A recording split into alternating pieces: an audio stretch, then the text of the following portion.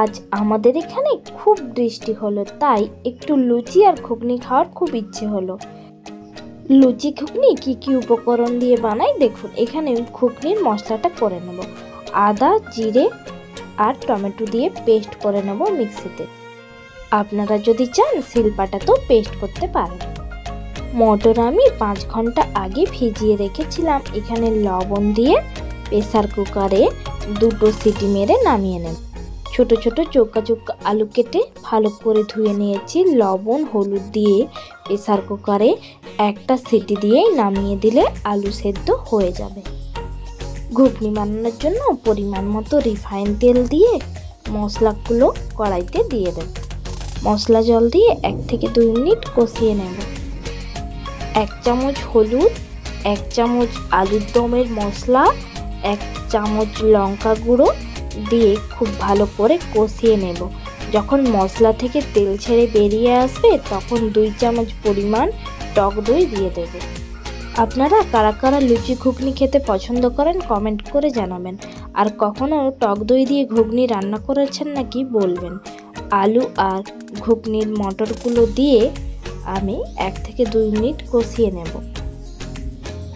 2 glass পরিমাণ জল দেব। একটু জলের পরিমাণটা বেশি রাখবো।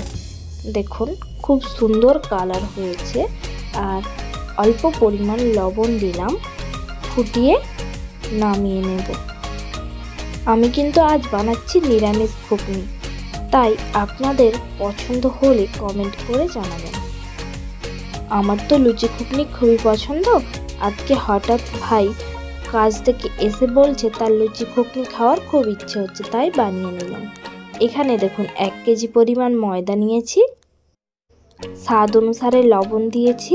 3-4 চামচ চিনি দিলাম। আরও 3-4 চামচ তেল দিলাম।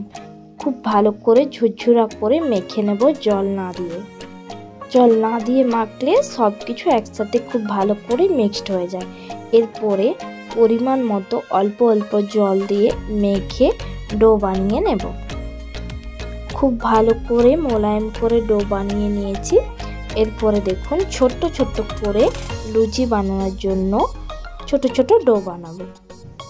আপনাদের কারা কারা লুচি খেতে পছন্দ করেন কমেন্ট করবেন। দেখুন এইভাবে বানিয়ে নিয়েছি। তেল দিয়ে বেলে নেব।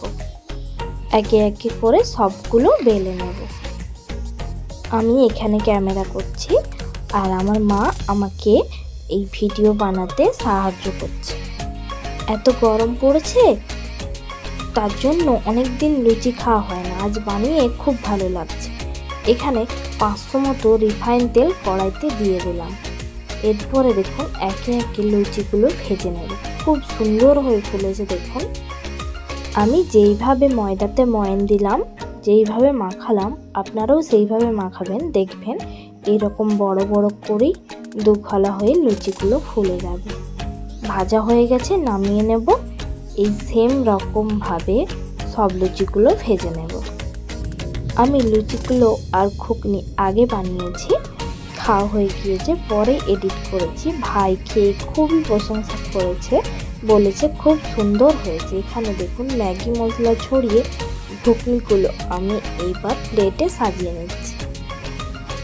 দেখুন এত ভালো লাগছে না? আপনাদের কেমন লাগলো কমেন্ট করে জানাবেন।